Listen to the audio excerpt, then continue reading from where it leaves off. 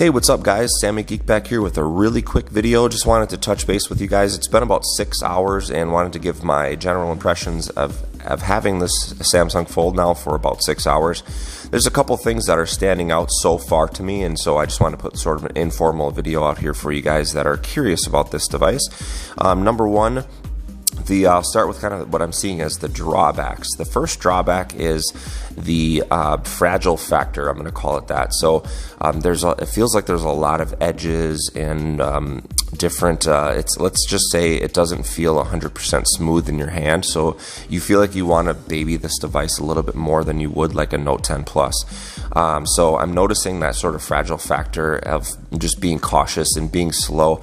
Going through the web pages, I'm a little bit slower, and opening and closing the device, I'm a little bit slower. So I seem to be just not as efficient as, going through text messages quickly and responding to folks. And I'm just kind of a little bit pokey with this, but I think it's okay. It's just a new device. It's different. So I wouldn't call it an entirely horrible drawback at this point, but it is something worth mentioning. And then second is the weight of the device. This is an extremely heavy cell phone, so being in your pocket, you notice it a little bit in the pocket, but mainly in the hand. So it is a boat anchor. I'm not gonna lie, I won't skate around that issue. It definitely feels heavy.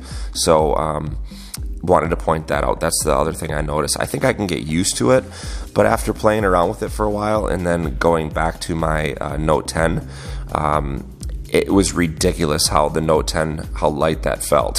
So I do want to point that out. But those are kind of really the only two negative things I've noticed so far. The screen feels really fantastic. The outside screen, external screen, of course it's a little small, but I've been able to get through anything I needed to on that, text messaging and so forth, and starting different apps on the front screen and then transitioning to the main screen. That hasn't been a problem. So another observation, and I'll get more into this when I do a more formal video, but the other observation is who this phone is geared towards. So if you're somebody that's on the go and constantly pulling your phone in and out of your pocket and you just always on the go, this device is probably not for you. This device is going to excel for somebody who, let's say goes on an airplane a lot, or takes a bus a lot, or maybe carpools with somebody and doesn't have to drive all the time.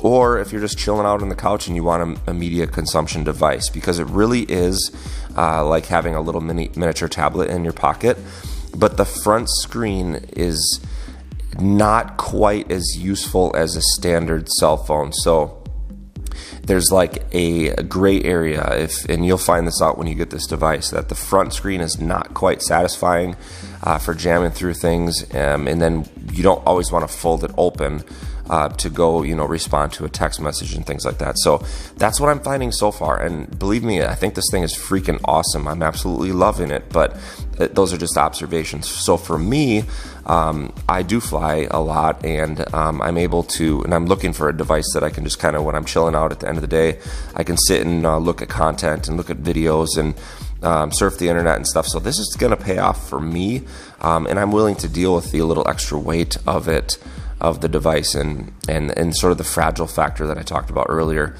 I'm willing to deal with that, but if you're not, then this device probably wouldn't be for you. So just kind of a couple observations. So that is after having this thing for a few hours, and so far the battery life seems pretty good, by the way, but I will report back on a more formal video. I just wanted to get something out here, kind of talking about the 6 hour mark and who I think this phone is for and whatnot. I'm sure my opinion will change over the next couple days, and we'll see. I really want to do a face-off within the Note 10. The Note 10 Plus is just such a solid performer, and it is such a rock-solid phone. It's ridiculously hard to compete with because this is in such a different category.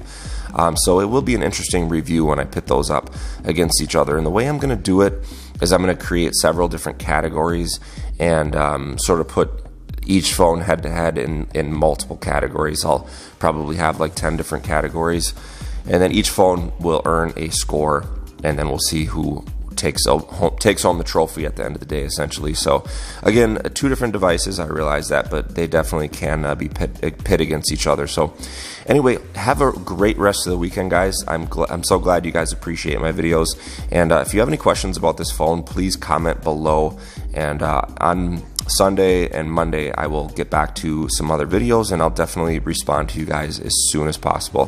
Thanks again for your time, and have a fantastic weekend.